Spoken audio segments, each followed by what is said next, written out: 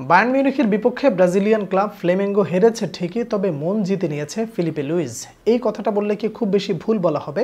তার কারণ হলো এই টুর্নামেন্টটা জুড়ে অর্থাৎ ক্লাব বিশ্বকাপে ফ্লেমেঙ্গো যেই ধরনের ফুটবলটা খেলেছে, যেই অ্যাপ্রোচ দেখিয়েছে, সর্বশেষ আপনি বায়ার্ন মিউনিখের বিপক্ষে দেখেন যেই ধরনের ফুটবল তারা উপহার দিয়েছে, হেরে যাবার পরেও অন্ততপক্ষে অ্যাজ আ ব্রাজিলিয়ান ফ্যান কিংবা খেলাটা যদি আপনি দেখে থাকেন তাহলে আপনিও বলতে বাধ্য হবেন যে ব্রাজিলিয়ান ক্লাব যেই ধরনের অ্যাপ্রোচটা দেখিয়েছে, এই ধরনের অ্যাপ্রোচ ব্রাজিল ফুটবলে দীর্ঘদিন ধরে মিসিং ছিল।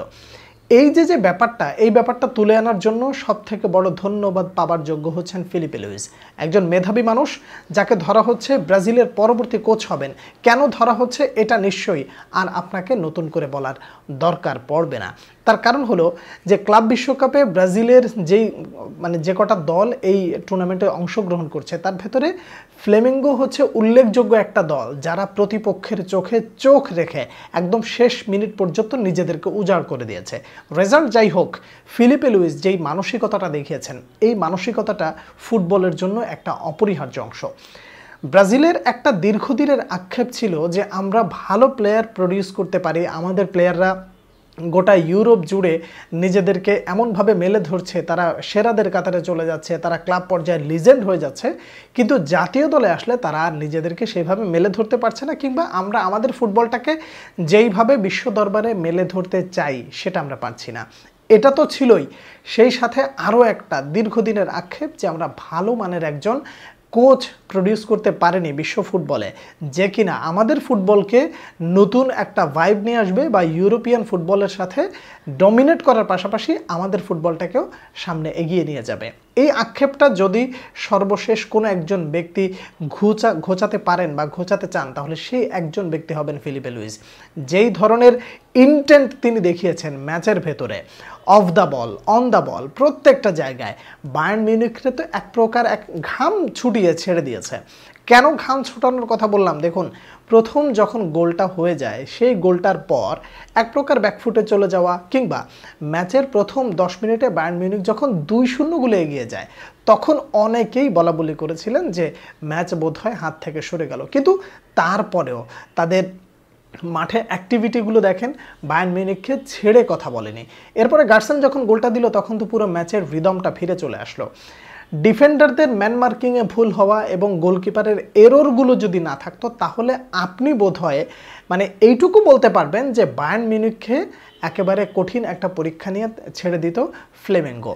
এই যে অ্যাপ্রোচ, এই অ্যাপ্রোচটা দেখার পরে আপনার কি মনের ভেতরে একটা প্রশ্ন জাগে না যে ফিলিপে লুইসের আন্ডারে যদি একটা ভালো মানের দল হতো, কিংবা এই ফিলিপে লুইস যদি বায়ার্ন মিউনিখের কোচ হতেন, তাহলে আসলে তিনি কোন ধরনের অ্যাপ্রোচ দেখাতেন এবং কি ধরনের ফুটবলটা উপহার দিতেন? এইটা হলো আসল বিষয়, যে ফ্লেমেঙ্গোর মতন একটা দলের দায়িত্ব নেওয়ার পর এই দলটাকে এতদিন ধরে মোটামুটি দেখছেন এবং এই দলটাকে মোটামুটি মেলে ধরেছেন। তো এই দলের সাথে তার সমন্বয়টা এত সুন্দরভাবে হয়েছে যে ফিলিপে লুইসের হাতে যদি অদূর ভবিষ্যতে নতুন একটা ক্লাব যুক্ত হয় কিংবা নতুন একটা বড় দলের দায়িত্ব চলে আসে, তাহলে আপনি খুব একটা অবাক হবেন না। ফুটবল ক্যারিয়ারে নিজেকে যেইভাবে সমৃদ্ধ করতে পেরেছেন বা যতটুকু সমৃদ্ধ করতে পেরেছেন, ঠিক কোচ হিসেবে তার চেয়ে বেশি সমৃদ্ধ অর্জন করতে পারেন ফিলিপে লুইস। সেই ইন্টেন্টটা অলরেডি তিনি মাঠে দেখিয়েছেন ফ্লেমেঙ্গোর দায়িত্ব নেওয়ার পর। ব্রাজিল জাতীয় দলে বর্তমানে দায়িত্ব রয়েছেন কার্লো আনচেলত্তি। তার দায়িত্বটা শেষ হওয়ার পরে যদি ব্রাজিল কর্তৃপক্ষ ফিলিপে লুইসের হাতে দায়িত্বটা সঁপে দেয়, তাহলে খুব একটা ভুল সিদ্ধান্ত হবে? এই প্রশ্নের উত্তরে নিশ্চয়ই আপনি বলবেন অবশ্যই না। তার কারণ হলো তিনি যে কথাগুলো বলেন এবং তিনি যেই মাঠে খেলাটা দেখান, এই কথার সাথে খেলার যখন একটা মিল পাওয়া যায়, তখন কিন্তু বিষয়টা একটা অন্যরকম ভাইব ক্রিয়েট করে। বিষয়টা হলো যে তিনি ফুটবলটা বোঝেন, এইটা সবার আগে তিনি এনশিওর করতে চান যে আমি আমার খেলার ধরন পরিবর্তন করব না, তবে আমি আমার প্রতিপক্ষকে সবার আগে জানতে চাই যে তারা কী ধরনের ফুটবল খেলে, তাদের অনুযায়ী আমরা নিজেদেরকে এমনভাবে তৈরি করব যাতে আমরা তাদেরকে প্রতিহত করতে পারি, তাদের থেকে জয়টা নিয়ে আসতে পারি। এইটা একজন মেধাবী কোচ না হলে কি আদৌ বলা সম্ভব ছিল? মোটেই না। ব্রাজিল ফুটবলের জন্য ফিলিপে লুইস একজন আশীর্বাদ হতে যাচ্ছেন, এটা খুব অল্প সময়ের মধ্যেই আপনারা জেনে যাবেন। এবং সেই সাথে আপনিও আশায় বাঁধতে পারেন যে ব্রাজিল ফুটবলে যে কোচের সংকটটা ছিল, সেই কোচের সংকটটা আশা করা যায় ফিলিপে লুইস অবশ্যই পূরণ করতে পারবেন। তবে এই জায়গায় আরও একটা বিষয় উল্লেখযোগ্য, তা হলো যে কার্লো আনচেলত্তি ব্রাজিলের দায়িত্ব নিয়ে যদি একটু দীর্ঘ সময় থাকেন তাহলে দেখা যাবে মানে আগামী সিজনে কিংবা বিশ্বকাপ আসার আগে হোক বা বিশ্বকাপ আসার মানে বিশ্বকাপের পরে ফিলিপে লুইজের হাতে যদি ইউরোপের কোনো একটা বড় দল ছেড়ে দেওয়া হয়, সেটা হোক যে কোনো লিগে, সেটা লিগ 1 হোক, লা লিগা হোক অথবা বুন্দেসলিগা হোক, যে কোনো একটা জায়গার হোক, বড় কোনো একটা দল কিংবা মধ্যম মানের কোনো একটা দল যদি তার হাতে ছেড়ে দেওয়া হয়, তাহলে তিনিও যে চমক দেখাতে পারেন সেটার একটা সাইন অলরেডি ফ্লেমেঙ্গোতে তিনি রাখলেন।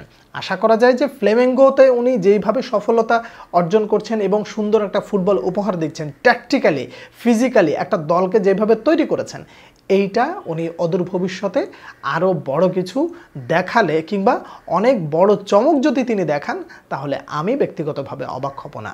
ক্লাব ফুটবলে ফ্লেমেঙ্গোর পারফরমেন্স কেমন দেখলেন, সেই সাথে ফিলিপে লুইজের এই যে মাস্টার মাইন্ড চিন্তা ভাবনার পাশাপাশি দুর্দান্ত ফুটবল উপহার দেয়া কেমন উপভোগ করলেন জানাবেন পরবর্তী ভিডিওতে। আবার আপনাদের সঙ্গে দেখা হচ্ছে, সে পর্যন্ত অনেক ভালো থাকবেন। আল্লাহ হাফেজ।